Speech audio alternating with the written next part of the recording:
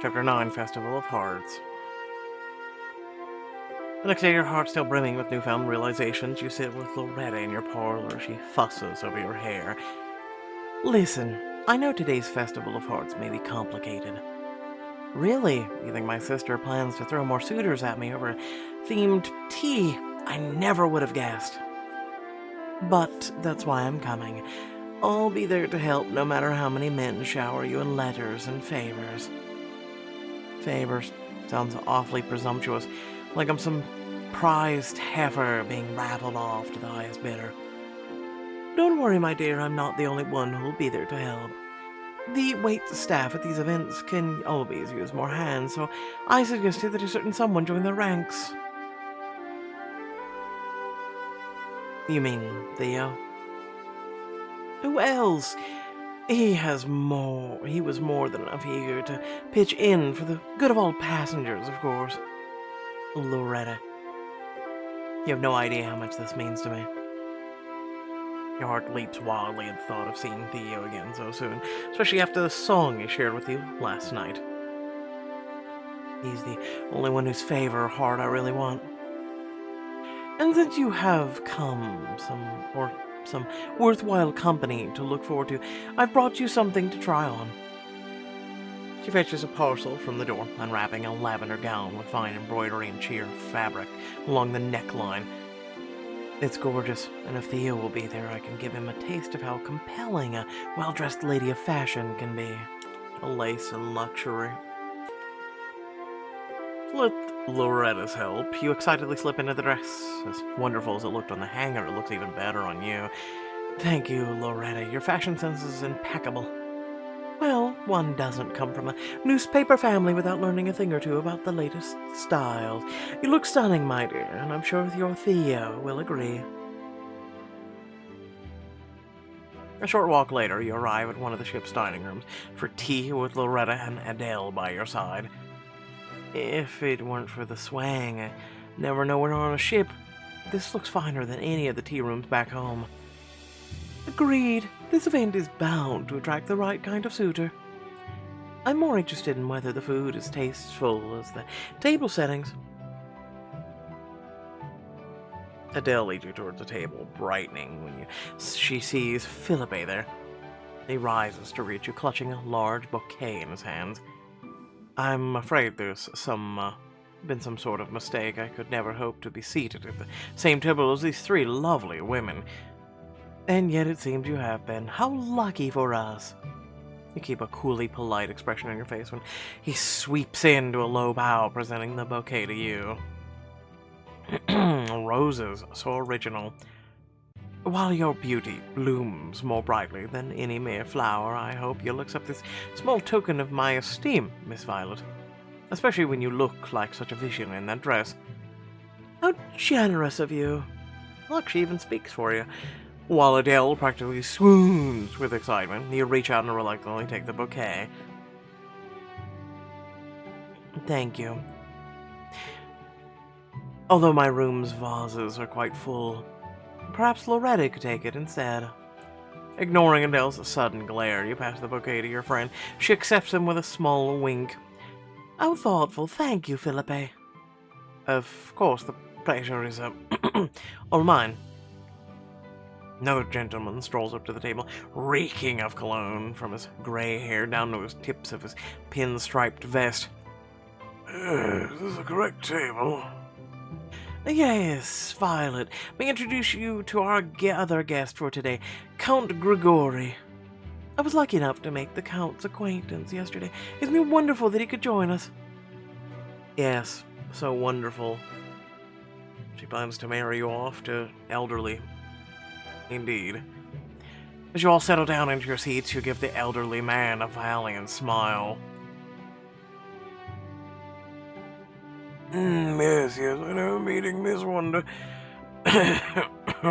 Miss, Horton Silonia. That's, completely wrong. My name is Violet, Count Grigori, Violet Calhoun. Perhaps you'd care for me to write it down for you? No, Count Grigori hates to read things. Now, where is this tea time service we have been promised? He suddenly glances over your shoulder, brightening. The Count begins making eyes at a young woman at the next table. Pretty young lady, hello. You look terribly familiar. Have we met? I don't believe so. Count Grigori of Ebritz. How fortunate that our tables are proximally yours, sir. What a horrible goat. What on earth was Adele thinking, inviting him to dine with us? Luckily, a waiter arriving with some refreshments saves you from any further conversation with the Count. Good afternoon, ladies and gentlemen. Welcome to the Festival of Hearts. Theo winks at you from behind a laden tray, his eyes bright with mischief. You look dapper. Freshening up in a smart-looking vest, he looks perfectly passable as a member of the waitstaff. May I tempt you with anything, madame? Why, yes, I believe you may. Just being near him puts you more at ease, but as he begins to fill up everyone's teacups, Philippe leans forward to peer at him. Is it just me, or do you look oddly familiar? Oh no, what if Philippe recognizes Theo from the croquet game? Philippe's right, have I seen you somewhere before? Or worse, if Adele recognizes him. Keeping his face carefully blank, Theo gives an easy shrug. I get that a lot, ma'am. I must just have one of those faces. To your relief, Philippe leans back in his chair, dismissing Theo with a wave of his hand. Yes, that must be it. All of you servant types look the same to me. I don't like you now. Yes, of course. If both of you are quite done bothering this young man, perhaps we can let him serve our first course. Where's Count Grigori? He's starved. Count Grigori talks in third person.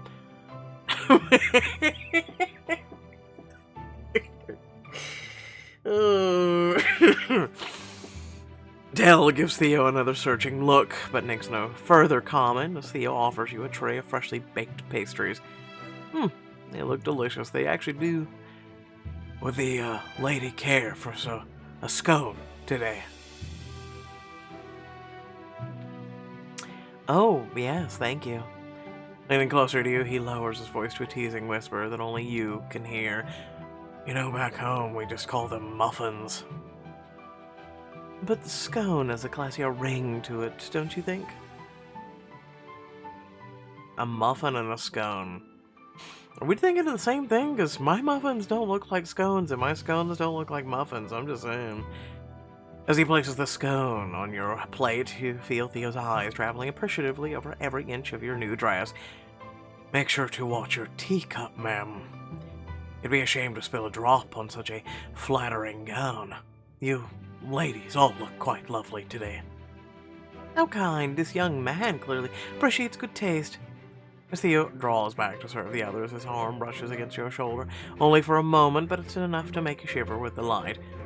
I'll be back in a moment, ladies and gentlemen.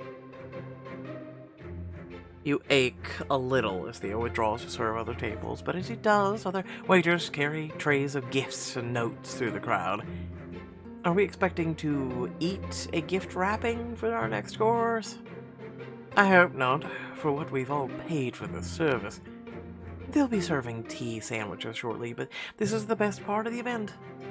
Suitors send love notes and tokens of affection to any lady who's caught their eye fancy. I see. I didn't realize the gifts would be so public. I can think of someone I'd like to get one from, but not in front of Adele. Over Adele's shoulder, you lock eyes with Theo. At a neighboring table, he gives you a soft, secretive smile. Oh, but the publicity is half the fun. Waiter, I have something for you.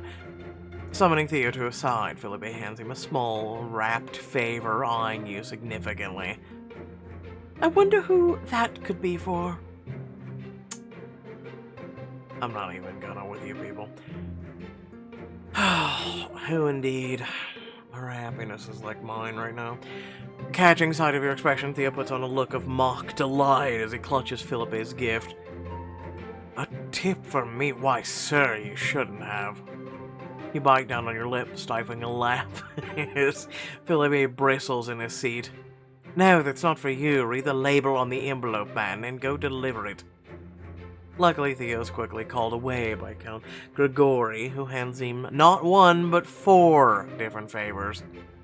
2 to that table, 1 there, and 1 last one to the beauty in the corner. What was her name, Daisy, or was it Maisie?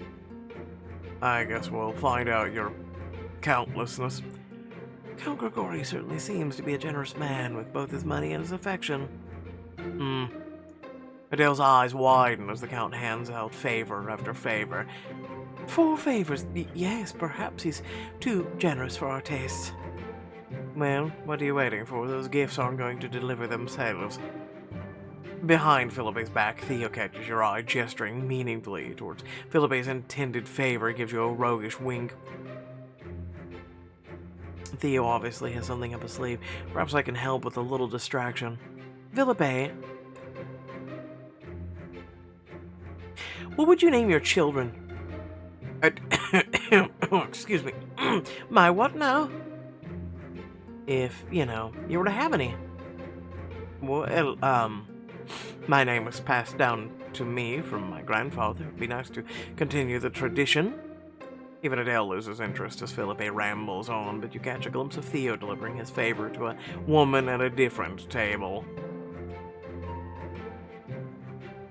Oh my goodness, Teresa. I think I have a secret admirer. And then Theo returns to your table. He brings a very different wrapped gift to you. I believe this one is yours, ma'am. The significance to his words is unmistakable. Your gift from him. Your heart beats faster as you unwrap it to find a music box, much better than flowers. And it must have cost Theo weeks of his wages. I never seen anything so gorgeous. Your heart floods with emotion as you lift the lid of the box, and a sweet melody fills the air, but Philippe's brow furrows with displeasure. A music box that was in my favor? It wasn't. Oh, so sorry, sir. There must have been a mix-up. I don't see any note in the wrapping. Gift must be from a mystery sender. As Loretta looks between you and Theo with a knowing smile, Adele claps her hands in delight. Oh, how exciting. I wonder whose eye you've caught. I suppose it could be anyone. But I know it was Theo. If only there was some way to thank him. Peering around the room, you notice several ladies bent low over pen and paper. Dear Lord Philippe, whoever you may be, I'm touched by your thoughtful gift. In fact, Teresa, should I buy him one of my own? The woman glances towards a table where staff members are selling trinkets to ladies eager to return their suitor's favor. What are the trinkets? I should just write my mystery suitor a short note, or I could write him a proper thank you and buy an actual gift. Diamond choice. Determined not to let this opportunity pass, you push back your chair. Would you mind excusing me for a moment? I'm afraid I need to, powder my nose. Do you need help? It's my nose, not my ass. I think your sister can manage on her own, Adele. And maybe the much fuss means she's trying to impress someone today, Adele glances at you again, then visibly relaxes. Oh, of course she can. Go on, Violet. Just don't take too long. You head across the room to a small nook where various trinkets are laid out on a table. There are silver cufflinks, silver pocket squares, antique snuff boxes, all fine enough to tempt any passenger in first class. I'll get Theo a bottle of liquor, an antique compass. Antique compass shows significance to his interest in boats and whatnot. This way, Theo will always be able to carry a piece of me with him. You pick up the compass, testing its solid weight in your hand. You can imagine Theo's work-roughed fingers closing around him, a smile tugging at his lips as he thinks of you, no matter where his adventures may lead him once we part. Plucking a spare piece of paper from the same table, you find a quiet corner of the room to compose your letter. At least the opening line is obvious. My dearest Theo, how can I ever thank you for your beautiful gift? It's a melody will forever remind me of the melody you once played for me and all the time we've shared together. You pause to consider the next line, nibbling thoughtfully on the end of your pen. I want to make sure Theo knows how I truly feel. If we were alone right now, I'd...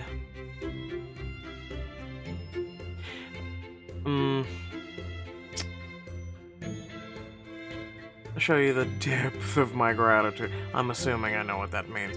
I'm just gonna go with thank you with a dozen kisses.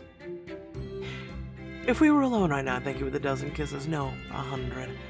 I can never get enough of your taste or the brightness of your smile. The sound of your laugh is the sweetest melody ever composed.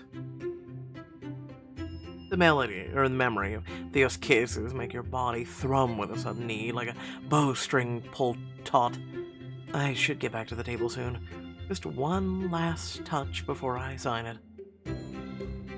I hope that my gift brings you some small measure of happiness. Thank you again, Theo, for everything.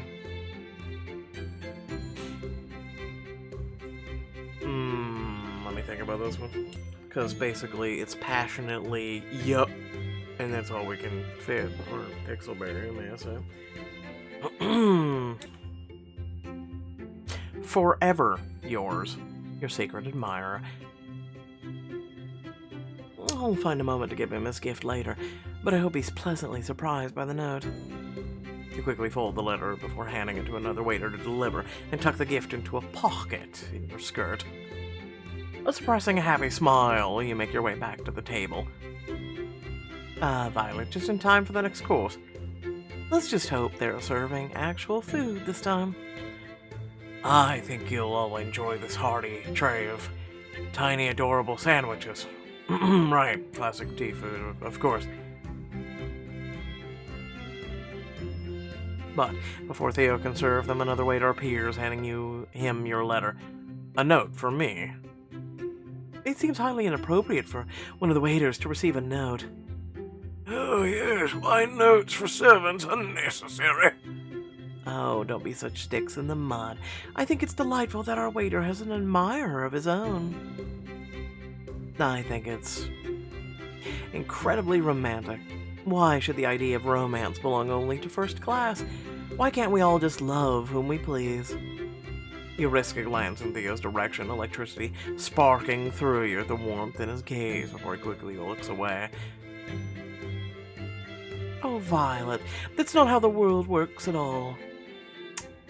I swear to God, if there's no room on the lifeboat and it's a choice, like there's one seat and it's a choice between me and her, I'm chucking her in the ocean. She can freeze her ass off.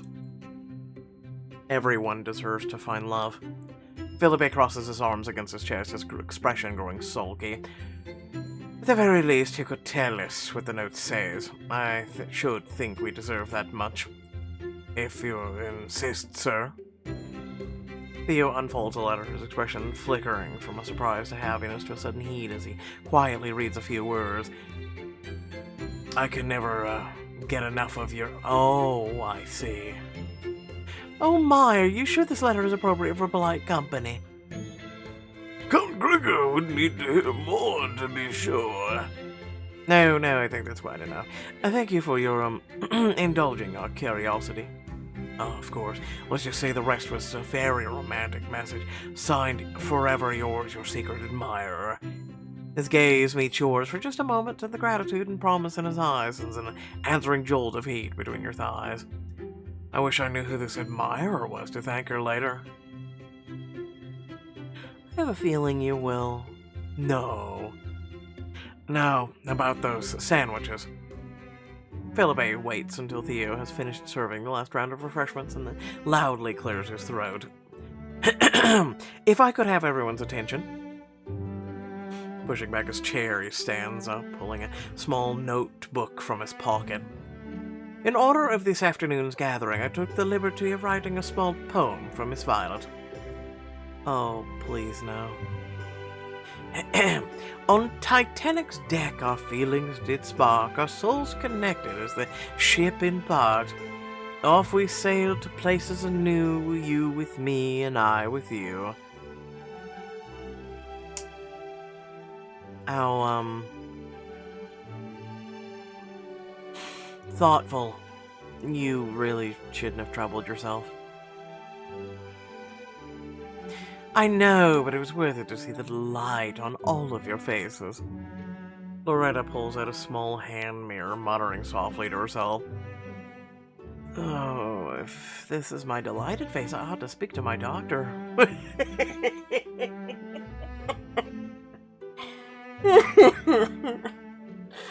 It's true. Excuse me if you would. The gorgeous young specimen across the room is winking at Count Grigor. As you watch in amusement, the Count hastily rises, hurrying across the room without a backward glance. With any luck, that's the last we'll see of the Count.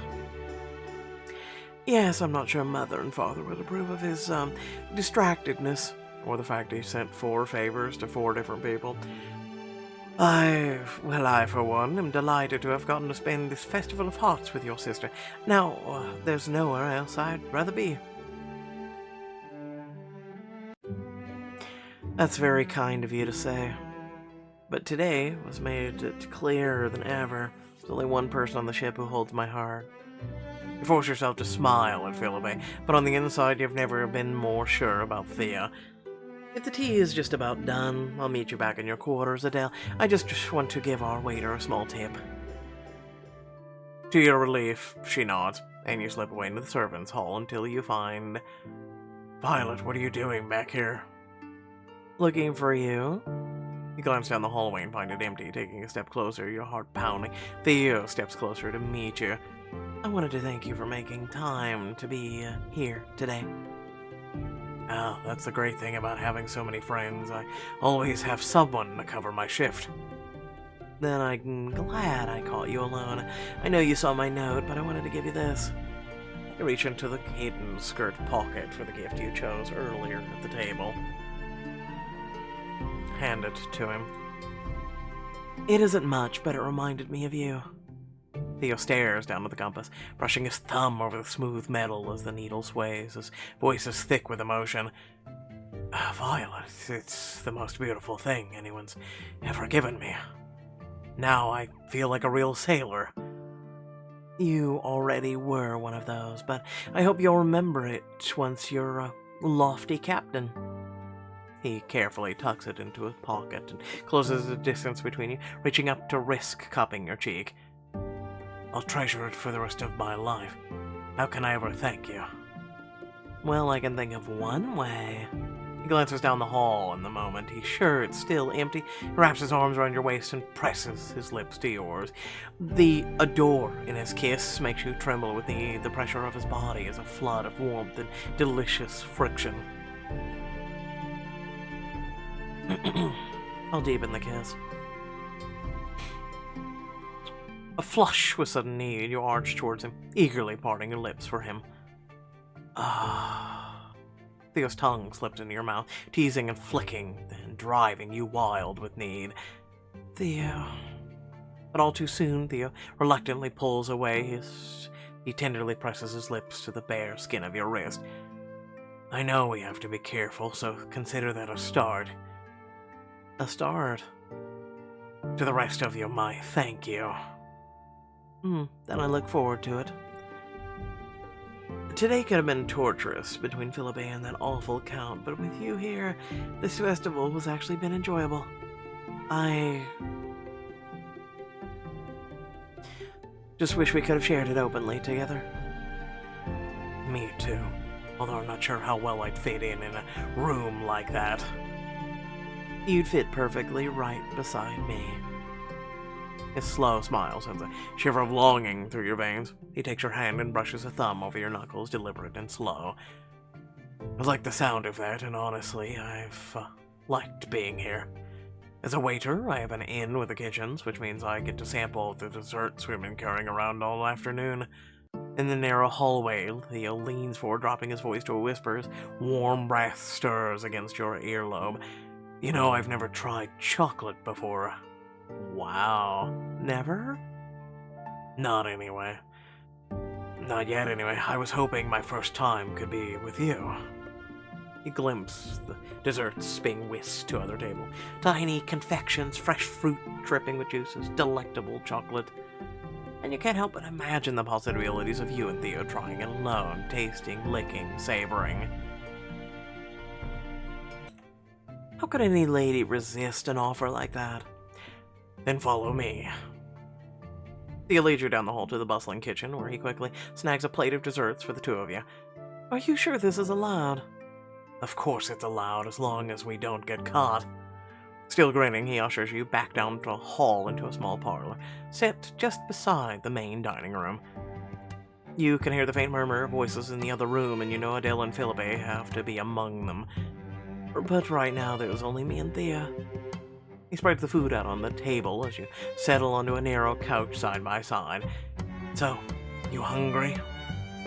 Famished. What? Those little tea sandwiches. You'd think you'd fill up on those.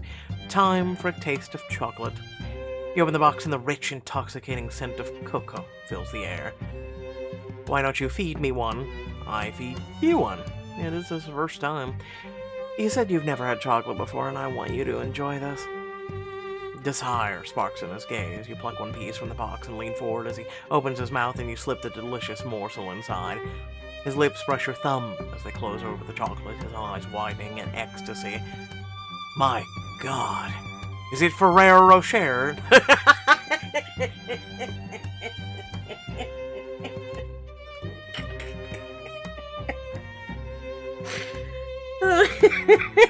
I'm sorry. Not really, but if you didn't chuckle, I don't know what to tell you. Want curls through you, and you're aware of those muffled voices again, not far outside. But the risk only makes your heart pound faster. Is chocolate always this good? No, not if you buy the cheap shit. Especially as a coffee connoisseur, I can't really enjoy just regular chocolate anymore. Especially the darker coffee you drink, you need dark chocolate in your life, I'm serious. You like it then?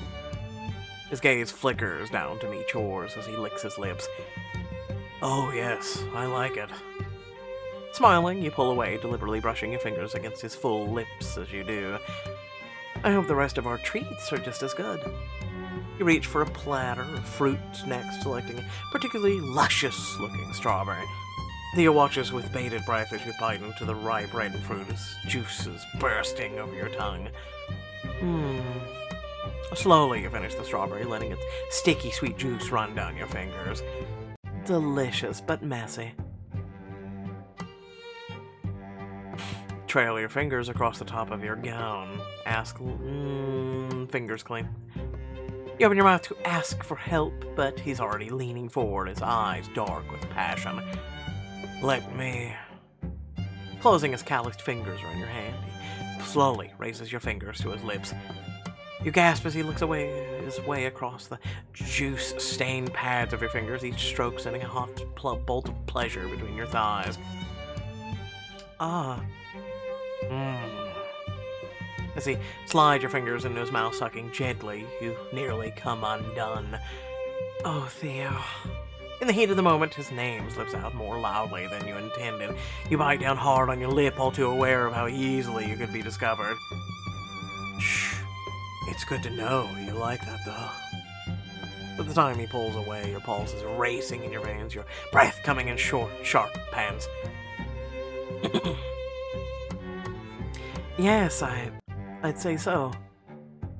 Theo reaches for another piece of chocolate, the heat from his fingers melting the edges of the richly flavored treat. Two can play that game, you know. Your heart races as you watch Theo pull his vest and shirt up, sponging a bit of melted chocolate across his muscular stomach. Whoops, clumsy me.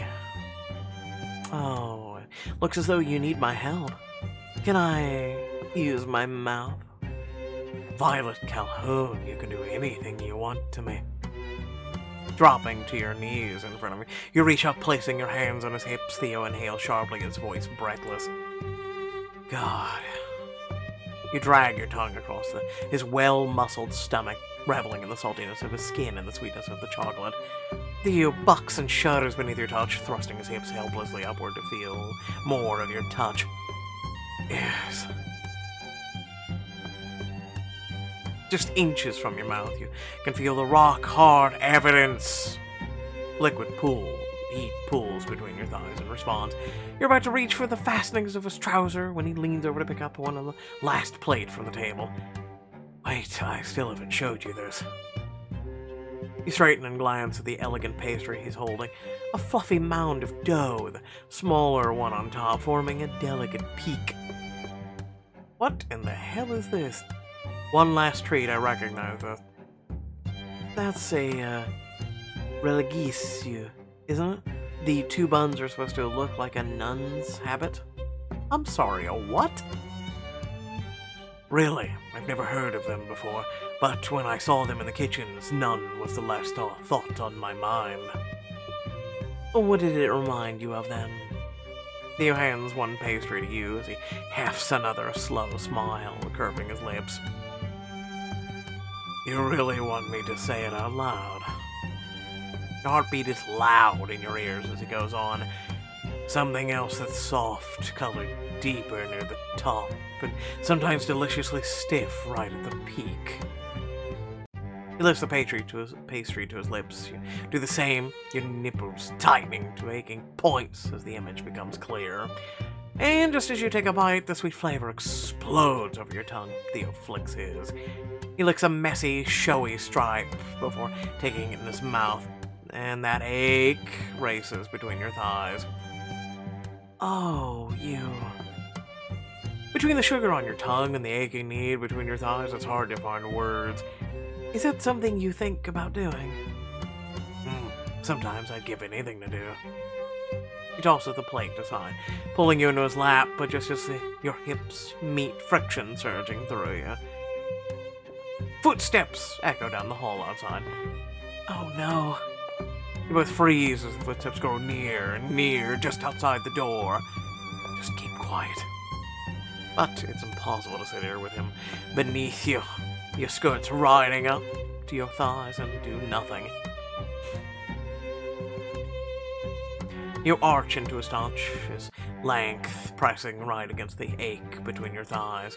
He bites back a groan as his hips bug up to beat yours.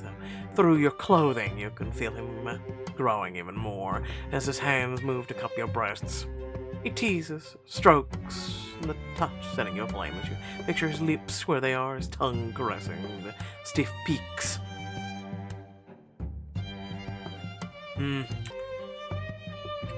Only just a couple things we missed reading.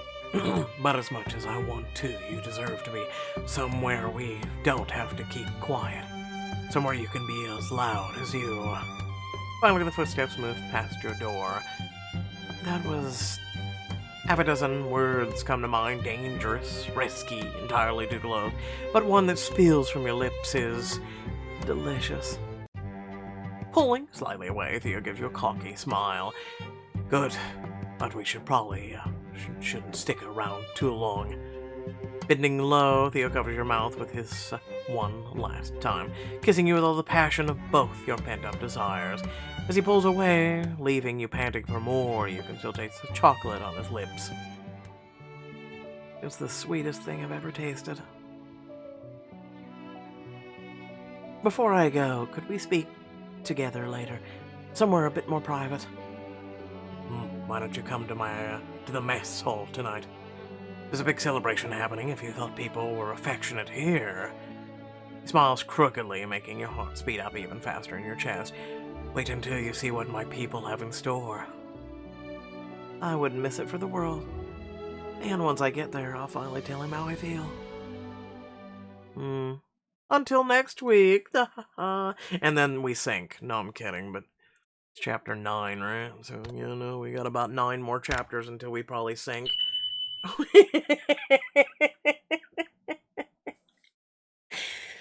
Oh, they gotta milk it. Without further ado, thanks for watching. Please remember to like, share, and subscribe. And in the description, plenty of things to check out there, ways to support the channel, and also ways to become more of an intricate part of this community and this family that we've grown over many, many years.